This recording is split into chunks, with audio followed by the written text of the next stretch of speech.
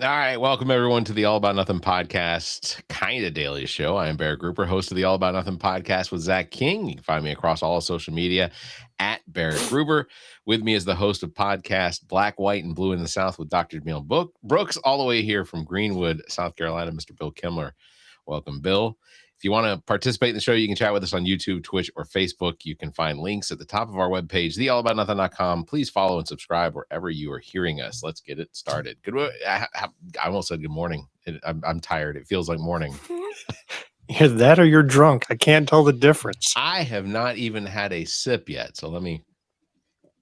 Ooh. Okay. I'm just kidding. That's high C or Kool-Aid or something. Sugar buzz in 3, 2, 1. Yeah. Hey, a quick random question before you get to the surprise. Are you a fan of Lord of the Rings? I am. I thought you were. Am. I was just thinking about that the other day and I couldn't remember. That was just a random question. I just scratched that itch. That was it. In fact, downstairs in my den where the TV room, where the TV is, where we all watch TV, I have what is a poster of the entire Hobbit. That is, it is a enormous poster, but in the poster where the words, in a way that they formatted the text, you can see Smaug, the dragon, in the text. Oh, neat. So where'd you get that poster from? I ordered it online somewhere. Okay. I didn't know if you grabbed it from a theater or got it at a Comic-Con or something. No, I'll send you a picture of it. It's really cool, but I'd like to see that. Is literally the entire Hobbit written out. It's a very cool thing. And then I got it framed in a nice frame. Yeah. So I was also thinking, I'd like to get together for lunch with you sometime next couple of days. Yeah, sure. I feel like I need a road trip out to Lexington just to go grab a bite to eat. I am literally not doing anything. Anything. I am free until January 5th. I go back to work on January 5th after today. So awesome. Well, I'm heading up to New Jersey on Sunday for a few days. Visit my mom and siblings and one of my kids. The other kid is a traitor, wouldn't even come down to see me. Oh, okay. Well, I hope then I will. I saw your eye twitch. What was that? Oh, okay. All right. No, my eye just normally twitches. Oh, okay. All right. Well, I want to bring on somebody who this is supposed to be a surprise. So I wanted to do the word procrastinate gave it away. Oh, son of a bitch. All right. Well, all the way from Martin Van Buren's Albany, or if you prefer Andy Rooney's Albany, welcome in Amanda Guzman, who is Bill's daughter. Hey, kiddo. I did not realize that everyone could see those chats. Well, it's not like anything was said in that chat except not Bill and him procrastinate. Like and that you was put two and two together. Those two things that I know my daughter. So is this the child that is not coming down to visit for Christmas? That is correct. Oh, but he didn't now tell that you she's the married, context. she doesn't need me anymore. He didn't tell you the context. We just bought a house. So that was part of what I wanted to do was because, and also I'm working. Yeah, well, a nurse has got to work, Bill. Come on. I mean, who else is gonna do what the doctors don't? I assume. That's all right. My years on this planet are dwindling quickly. You're sounding like her mom. No, I'll probably be gone before her. She's going to live to be 1 billion years old. Her and Trump, they're never going to pass away. So, Amanda, you were very briefly on his last episode of the year. Yeah. How is it that you remembered to come on this show and completely forgot that you were supposed to be on mine? How did that happen? Because you told Why me do you remember his appointment on a Tuesday? Yeah. No respect. I get no respect. Yeah, sorry. It's a tough life. So you were briefly on Black, White, and Blue in the South. What you were discussing housing. I guess I was assuming it was the housing crisis, but what did you all go through in trying to purchase a house? Oh my God, it's surreal. Also, hey, Dr. Jamil Brooks, sorry I didn't get to talk to you longer. I don't know if she watches this, but I want to personally apologize to her. And I guess my dad. She will never see this. That's okay. Yeah, it's been interesting being a millennial couple, referred to as DINKs. I don't know if you know that acronym, dual income, no kids. Yeah, dual income, no kids. Yeah. It sounds queer, but it's not. We have two pretty decently paying salaries, considered successful for our age range and stuff, and yet most of the houses that we could see on the market that are in our area are completely inaccessible. I think I shared with my dad, I texted him throughout the process, like, hey, I just found this listing. What do you think? And it's like a 1-bedroom, 1-bathroom crack house, like just completely shuttered, condemned, and it's going for $270. Goodness. And that's not even an exaggeration. Barrett, this is the house you're in now is the only house you've ever owned. Is that correct? Me, yes, correct. Yeah, I bought this house, or I had this house built in 2001, so I moved in 2002. So I think building a house from scratch is a different cost basis than somebody's on the market purchasing an existing house. So that's a different thing entirely. And I can speak to that. It used to be that you could go into a neighborhood. These are modular homes. They're pretty much constructed somewhere else, and they just bring the pieces in. And then the house is framed and everything. And then after it's built, they come in, they put the drywall up, they paint it, they put in carpet, whatever. So the cost to do that. So my house, I'll just tell you right now, I bought my house at $117,000. I hate you. I put Amanda, guess how much that house on Camelot cost your mother and I when we bought it? This was like a year after you were born. Wasn't it like 70,000? It was under 70. It was in the mid 60s. You want to hear something disgusting? My grandparents, my father's parents, when they bought their house they got it for a nickel. Connecticut. Yeah. They bought it in Connecticut after World War II, when the housing boom was completely related to the subsidies that the housing industry was getting from the federal government. So their house that cost $29,000, $30,000 to build, they paid $8,000 for.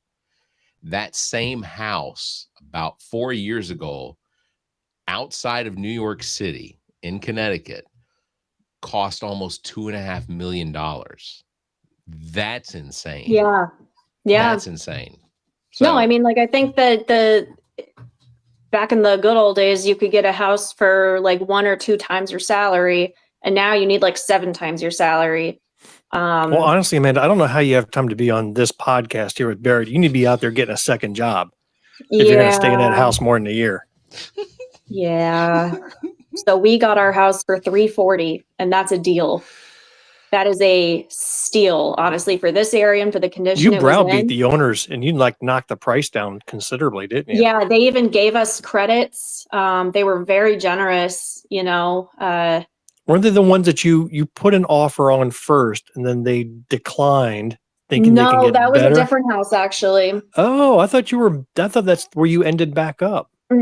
So we gave that other one a second chance, but there was too much wrong with it for what the price they were asking for, and we ended up saying, never mind. And I'm glad we did, because then we got this house, and I'm really thrilled with it. How much do you remember that mansion we almost bought in Binghamton? So Barrett, I almost owned a historical mansion in the city of Binghamton. I mean, this thing had towering spires and looked like a classic Greek architecture, had ivy up the walls of the building, and it was just this gorgeous, huge home. It was going for like 180, right? Oh my God. This was back in the early 2000s. And so we looked at it, and I could have afforded that house easily. And when you get in it, Barrett, the woodwork was beautiful. The house was immense. I mean, I got to send you some pictures of this. You'll remember it because it was right there off of Main Street. But then we had an inspector go in, and he looked around and says, "Are you handy?" I said, "I'm about as far from handyman as you can get. Like maybe changing a light bulb." He took us down into the depot. Yeah, he took us down into the basement. We looked at the boiler down there. And he's like, "You might be able to find parts for this on eBay if this breaks." He says, "Maybe." Because it is like, look at this imprint. It was like built in the 1920s was that furnace, right? And then we went to the second floor. He put a marble down on the floor, and we just watched the marble roll to the left on its own. It's like, this house is sinking. And he was just pointing out one thing after another, and we quickly realized we were way over our heads. I mean, it was beautiful on the outside. It would have been a cool thing to say we own a mansion. Yeah. But it would have killed us. Yeah. Oh my God. Yeah, that's legitimately though. It is extremely difficult to find housing that isn't just rentals. Like literally in this area, that's a huge problem, and renting is not any more affordable than owning at this point. I was going to ask, Amanda, both are unaffordable. The mortgage you will end up paying, like I think you've got that figured out from the bank, what your monthly is going to be. How did that compare to what you're paying in rent for your current apartment? It's only a couple hundred more. Right. That's it. Like we can float that, and at least that's going towards equity, eventually. Yeah. Right now it's all. But then when you have a wasp or hornet infestation, guess whose problem it is? Well, it was already our problem here. They didn't do shit for like 4 days. So he's an absent landlord anyhow. We were displaced for 3 days. I'm not even kidding, because our landlords didn't do anything. You're not in the new house now, are you? We're not. No, we have a lot of work to do. We have to get the old lady smell out of it, that kind of stuff. But so you've closed on the house. Yeah. How long off do you think it is before you were going to be able to move in? Oh, I think we can get it all done in a couple weeks. Okay. Like the main stuff, like cleaning the floors, painting the walls, getting some mold treated. We got all the contractors. We had a couple appointments today. It all felt very grown up. I'm always shocked when I hear someone, 20 or 30 years younger than me talk about how things feel grown up. Oh, yeah. Speaking of grown up, talk about the text you sent me the other day in panic. Me? What? Oh, her. No, I'm talking about you, Amanda. Oh. Which you were one? freaking out because you found your first gray hair. Oh my God, you didn't even respond. That's why I didn't remember. So I had 3 major milestones this year, I told him. One was getting married. Another is buying a house. And then the third is finding my first gray hair. Okay. Which is probably the worst of the 3. My kid has a gray hair, Barrett. Not anymore. Yeah. Good luck fighting that battle. I'm going to warn you. You see all this right here?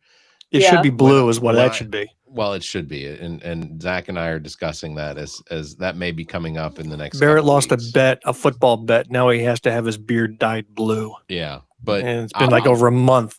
I'll just warn you that any time I found a gray hair when I was in my early 30s, I would pull them. And somebody said, every time you pull one, 3 come back. And like a hydra. I thought that was absurd. That doesn't make any sense. And I'm now what doesn't make sense is that my daughter turns 30 next year. Mm-hmm. Oh, well, congratulations. Yeah. I mean, she's on the older end of the 20s. She's like, she's talking about being a grown up. She's almost 30. I mean, I was 3 born kids in the 1900s. Yeah. That's what the kids say these days. Like, you were born in the 1900s? You were so old. So I did have besides talking about housing and milestones and things like that, I did have a legitimate question because I thought that it would be interesting to ask at least one sort of psychological question with Bill while your daughter Amanda was on the phone or on the line. And this was a question that was asked of me because and when it was asked, I had to give it some serious thought. But if you could give up one of your 5 senses, Bill. Oh, I thought it was going to be if I had to give up one of my kids. That was going to be easy. Oh. But go ahead. The one 5 that doesn't senses. come down for Christmas. Yeah. See, she knows. It's right there. Yeah, if you had to give up one of your 5 senses, what sense would you give up? My spidey sense. That's gone. Okay, I can live without it. One of your legitimate senses, Bill. I think I could do without smell. Would that okay, we'll ask the nurse. If you did away with your sense of smell, would that cause your sense of taste to also go away? Yeah. No, you said one of your senses. Well, I know that, but there's ripple effects to this decision. consequences. No. Amanda, what sense would you give up if you had to give up? I'm just thinking about Daredevil and how he's blind, but he compensates by like his other senses getting heightened. But I'm like, what's the superhero equivalent of like not having a sense of smell? Like, what's your superpower because of that? And I can't think of anything good. The greatest janitor ever. Like the janitor that has to clean up the bathroom in the residency on Senior Citizen Day at the grocery store.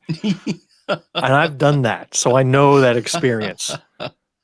16-year-old Billy had to go clean out the restroom after Senior Citizen morning, Wednesday mornings. That was my job. That's fair. That was nasty. Yeah, that was a Tuesday afternoon for me when I was working bedside, and I was there in their butt. Like, I'm not going to get into details. Yeah, HIPAA, please. No, let's. I got to tell you, I have, gosh, when I had my kidney surgery, and the surgery went successful, but they don't let you out of the hospital until you have fully relieved yourself both ways. Like they want to see all your systems working. Yep. And let me tell you, going number 2 was a challenge for a couple of days. I mean, first of all, they tore out my guts and put it back in. So it was a shock to the system. But that nurse was up my ass literally for 2 days trying to get something going. And you know what? All sense of modesty just goes out the window at that point. At this point, I could have had my butthole on display on Times Square for all I cared. You know, it was just like, do what you got to do. Get this shit out. Yeah. So I can go home. They wouldn't let me go home until I could show some poop in the bowl. Well, I think I've come up with the title for this episode. So you had several to choose from. You can't go home until you have some poop in the bowl. That's right. Amanda, what sense would you give up if you had to give up one of your 5 senses? So again, you have to choose from smell, taste, touch, hearing, and sight. Yeah, I did all 5. I don't know. I feel like I could adapt the best to sight or hearing. There's enough accessibility stuff these days. Yeah. Wrong. You're going to adapt. You're going to be able to drive without your sight. You're not Daredevil. I'll have someone else drive me. That's fine. And then think about your love for reading. Is your love for reading going to translate to audiobooks? Audiobooks in Braille. I'll pick it up quick. Yeah, you give the wrong answer. Yeah, Bill's answer is the only right answer. That's it really is. in the 3 or 4, how long we know each other now? 3 years. In the time that I have known Bill, I have found that I am generally wrong when I'm talking to him. Is what I've learned. No comment. I decided that I would give up my sense of touch. That is one I think that I could go without. And ultimately, I'd still. That's a condition. That's a real condition that people have, and they end up cutting themselves and not feeling it. Right? Exactly. That's what I was thinking. The movie Numb. Yeah. But it's not just the cutting and stabbing by accident. It's also the normal shifting you do for blood circulation that your body just does without you knowing it. You lose that and you end up with blood clots. You end up with bad circulation. But if I've given up the sense of touch, then obviously I recognize that I still need to continue to make sure that I do the things that I would have to do in order to maintain that. You know, the guy in the movie Novocaine, I mean, he made sure that anything he ate, he didn't chew anything. He was very anxious. Yeah, but it was a good movie. I enjoyed it. I thought that was a really good movie. No, I was just curious if what is Amanda, you're not traveling for Christmas. Obviously, your father's a little sore about that because they decided to meet on a Monday. Yeah, it's that's my fault. Drove 900 miles both ways for a certain girl's wedding, but minor details. Minor details, but I completely get it, man. When you get that first house, like that, you are going to be all consumed with it for weeks. Oh yeah. I fully understand. It's gonna. One thing that I will. Lost her. Oh, she hit some buttons. She may have gotten a phone call, but no, I agree with you, Bill. I'm completely exactly the same way. When I bought this house, I think that I only left it to go to work, and ultimately, like that was all I did. Or her phone died. There she is. Or she might rejoin it. It is entirely possible that her phone did die. But yeah, I don't think I left the house. Amanda, did your phone die? Did you have to plug it in? It didn't. I switched over to my text real quick. Sorry. Oh, yeah, I've made that mistake too. My cat stepped in super glue. Okay. Like a little bit. Tell us more. There's your new episode title. Yeah. My cat stepped in super glue. Yeah. So, okay, we have this robotic mouse toy. We're on our 4th one because the other 3 have broken in the last 2 months, which means we have to keep buying more instead of a different one. Right. And he's obsessed with it, but it keeps breaking. So I keep having to super glue it back together to reinforce it. And I had it in here to dry. And then he got in here and he jumped up on the cupboard. And before I could get him off, I think he grazed it a little bit. So when the cat walks around, are you hearing like a every time the stepping? Is that or like a horseshoe? Okay. We got to go wash that off in a couple of minutes. So Amanda, I was just going to give you some advice with the house. Yes. Really take time, and maybe you have already, absorb the emptiness of it, because soon you're going to fill it up. It's going to be full of furniture and pictures and kids eventually, and televisions or whatever for years. It will never be as empty as it is until the day you decide to move out of it. And it's always a weird feeling to be in that empty house. So take as much video of it, pictures of it empty as you can. And you won't recognize your house in 10 years and 15 years or however long. I was just going back through some old pictures of 93 grand at the end when I had moved everything out, and was just stunned at how empty that house was without everybody, without you in it, without the dogs, without the cats, without all the possessions. It was just a weird place. It's crazy. We've been packing over the last couple of weeks, and I took down most of the decorations like on the walls. Not this guy, because this is you got to pull your camera up so that Barrett can see it. We can't see the head. I was gonna say, I see it's Tony Stark and Iron Man. Okay. Interesting. I actually watched over the last 2 days. I watched Iron Man 1 and Iron Man 2. That's, instead of a big portrait of the owner of the house or whatever, we have that behind the desk. For the record, I've ranked all the Marvel movies, Barrett. Yeah. And all the TV shows. I've got a ranking. Yeah. Iron Man 3 is at the bottom of the list. It's the worst of the entire MCU. Worse than Ant-Man? It's one of 2 Christmas movies in the Marvel universe. Like, you have to Are you counting the Guardians of the Galaxy special? That was a Christmas movie with Kevin Bacon. Yeah. With I thought that I enjoyed it. And that was cute. It wasn't great, but it was cute. It was comical. But no, Iron Man 3 was tonally the worst of them all. It was a slog to get through. Completely different director, one and done. It was terrible.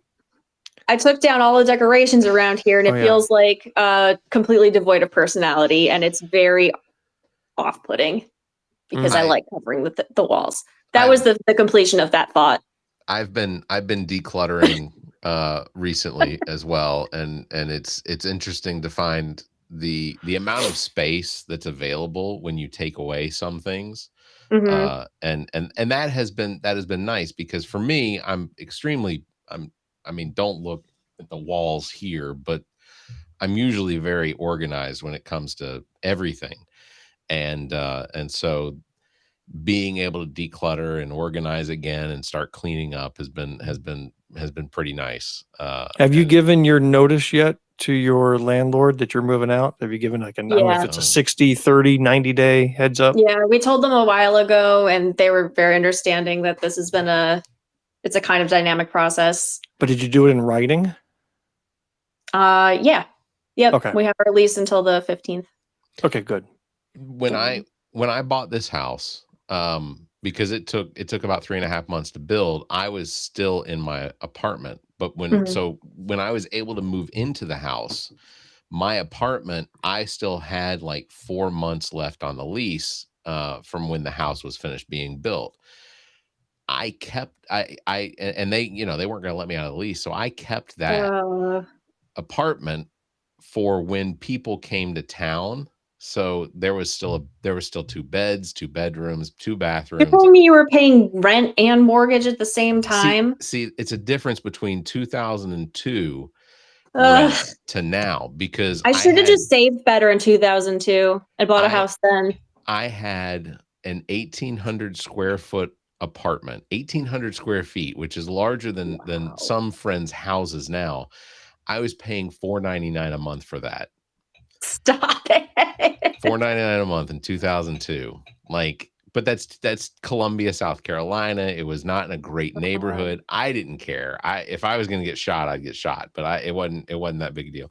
But it was, you know. So, and then moving. Well, I think I'm going to have to change my trip and actually come up and see your house, Amanda, because I need to see where my room is going to be for when I move in with you guys. You know, I'm going to have my room. I just want to know which one it is. I'm going to move in with you as my father moved in with me. It's family tradition. Oh my God. Do homes in Albany have basements? Some of them. Does this one? This one does. Okay. Okay. It's unfinished. Oh, okay. How bad is it unfinished? I mean, there's different levels of unfinished. Like, is it dirt floor unfinished? Not dirt floor, like cement floor. There's one makeshift room that they did DIY that just is like, he built his own wall, made a tiny little hobby room and layered 3 carpets on top of each other and called it a day. That's fine. Okay, I can work with that. Yeah. The wheelchair is going to roll around nice on three layers of carpet. It's wheelchairs, not so much. It is a split level. So Bill, you're on one level, you're stuck. So how old is the house that you purchased? Because Albany, New York, 1957. Yep. Is there a lot of old homes like near you? Like, when I say old home, I mean Albany, New York. I mean, so there's like more historic areas. This one is less so. I think it's more of an intentional development. Okay. Like suburbia. 57's old. I mean, 1957 is that's decent. It's decent. But I mean, Albany, I think that there are buildings from the 1700s. Oh, yeah. You know. Well, Amanda, the house on Grand Boulevard was 1930s. I mean, you can have a nice house that's old. Right. Easily, that's kept up well. I mean, the way, just even the building quality back in those days are, I think, a lot better than the quality today. I did just find out that the roof needs to be replaced, so that's a bummer. But yeah, all roofs, 20, 30-year lifetime, regardless. That's that you can't get away from. My roof, I'm hoping for a hailstorm that would put a decent amount of damage into it, because insurance. Yeah, I don't want to pay for a roof. Hey, speaking of weather, what's the temperature supposed to be like up in your neck of the woods for Christmas? There you go. Probably like 20s. Is it really? I mean, I don't know. I mean, no, really? Like, actually, I think today was this morning. I woke up, we left, it was 24. Guess what it's forecast to be here on Christmas Day? Is it going to make me feel bad? 76 degrees. It made me feel bad. Sunny and 76. It pisses me off. That you're leaving? Or that you're... No, that it's going to be warm for Christmas. I don't need it to be 76 degrees on Christmas Day. I want 20 degrees. I want snow flurries. I want it to feel like Christmas. You know what's really funny? So I'm moving in with Carla. You can come up here. Yeah, JC and I will hang out. We'll talk. Yeah. We'll talk Stormlight Archive and geek out on Brandon Sanderson. Oh, I am on at the end of the second book of Mistborn. Oh, good. Okay, good. The Well of Ascension. I'm like 85% done. You know, it's funny. Last week at bowling, the subject of what weather was going to be like for Christmas, and I don't think people understand. I did a lot working for weather in weather radio and television when I Barrett was the weather girl at one point for a TV station. I dated one of the Weather Channel girls. Anyway, but it was brought up, and I said, you watch. I said, it's gonna be like 75 to 80 degrees next week. I said, the patterns are lining up. It's just what it's gonna be. Everybody's like, no, it's gonna be colder. I said, no, it'll be colder for New Year's. I said, but it all played out. exactly the way I said. And you know what always happens? Listen I go up to visit family in the Northeast around Christmas time. Yeah. Guess what I forget every year because it's 76 degrees here in South Carolina. I hop in my car with my suitcase and I head up north without a coat. And I get out somewhere in Pennsylvania. I'm like, fuck, it's cold. Yeah. Well, okay, so that's a question. Happens, and I'm in there my T-shirt, and I always forget. What is the difference between a coat and a jacket in the Northeast? Like, because I've heard it described as there is an actual difference, but what is the difference as far as recognizing? Is it structural? Is it the size? Is it the amount of insulation? like these are the cutting questions that we get on the All About Nothing kind of daily show. I mean, these are the Christmas, deep man. philosophical thoughts Barrett pulls out of his ass. What's the difference between a coat and a jacket? Yeah, exactly. You call it a jacket. No, I think it's interchangeable. Okay. I mean, a jacket to me is a little lighter than a coat, maybe, but I could look at the same thing and call it a coat or a jacket for the most part. Like if I had a light thing, like a windbreaker. Definition. Honestly, a coat to me is probably not something that has any insulation. It's probably just going to be one layer sort of thing, and then a jacket is going to have some sort of insulation. It's going to have a padding. No, it's the other way around. Is it? Yeah, jacket's lighter than a coat. Okay, I mean, I tell honestly, living in the South and living in South Carolina, they don't own those anyways. True. I mean, I have the only snow shovel in my development. I'm sure of it. Oh my gosh. We have two when we live in an apartment and we need it. When we go when the kids and I go out for a walk, I tell them to grab a sleeve. So I don't even call it a coat or a jacket. So, hey, sleeve. The last thing I'll bring up before we wrap this up for Christmas and everything, which by the way, Merry Christmas to both of you. I hope that Merry Christmas, Happy Holidays. Even at a distance, that it is a wonderful holiday.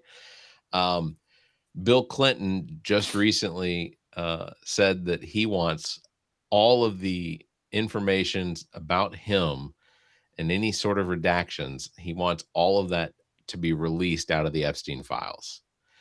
Because I think that Bill Clinton must be under the assumption for himself that he probably didn't do anything that would be considered criminal. And he potentially knows some of the things that Donald Trump was around. Or maybe he did. And he knows that by releasing those photos, because Trump may be in them as well, that he's like throwing a grenade or throwing himself on top of the grenade for democracy. Like he's going to sacrifice himself, expose his own scandal in an effort to expose Trump's. Do you think at this point Bill Clinton even cares what sort of scandals potentially have his name attached to it? Oh yeah, I mean, man, his wife's going to leave him if anything comes out. If she doesn't put up with any BS. Let me tell you. Yeah. What's funny is I hear people. I mean, and maybe you guys have talked about this, but like the rhetoric I see online where people are like, well, why do you want it all released anyways? If it might incriminate your people, if they might incriminate your favorite Bill Clinton, the Democrat you all love, or like nobody loves him. If he's in there and he's culpable, like I saw a MAGA guy completely convinced that the stuff that's been redacted and not released yet is evidence about Obama being there. And they're just holding that information. They're holding it back because they're kind of luring the Democrats in before they drop the bomb. Like it's all intentional. And this guy is convinced, no matter how many people told him he was crazy, he's like, you sound crazy to me. I know this for a fact, he said. Well, and what are you going to do? Just to give some reality on timelines and things like that. Epstein was very active in this in the mid 90s to early 2000s, where he was then investigated by the state of Florida and eventually was put under house arrest and given a sweetheart deal, where then he was done with that and went back to it. And let me pivot to a completely new topic that you're going to find interesting, but related. Did you know Amanda lived across the street from a sex cult? I did. Do tell. See? Tell us more. Tell us more. Have you heard They've of even made documentaries Nexium? about it. Really? Yep. Nexium, NXIVM. Oh, I am looking that shit up right now. Oh, that's a fun rabbit hole. So it's got celebrities in it. they recruited like big names. You've lost Barrett. He's busy he's busy Googling. You lost him. No, yeah, keep talking. Allison Mack. Okay, so their headquarters was in Albany, just like literally 5 minutes down the street from us. Their headquarters. It branded itself as a personal development and like business marketing, self-help kind of structure. And you rise through the levels, kind of like an MLM. You know, you pay for a course, you learn more, and it starts off good. You know, you learn some strategies. But then the deeper you go, the more manipulative it gets, the more money gets invested. And then at the very top, there were women who were recruited into some secret little group where they ended up getting branded. They were all like... it's like Scientology for perverts. With the leader. And I don't know if you could pull up a picture of the leader, Keith Raniere. Yes, I can. Allison, while I'm pulling this up, Allison Mack was in from Smallville. She was in what was the show? She was Peter Pan, wasn't she? Was she really? I think she was famous for being Peter Pan. So this is the guy that was convincing everyone to sleep with him and had these great. You got to watch videos of him talking. It's the most bizarre thing. There's a documentary on HBO. Okay.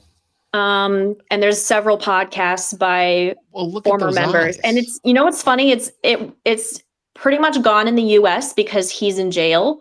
Yeah. But there are still operations in Canada and Mexico. Wow. Mm-hmm.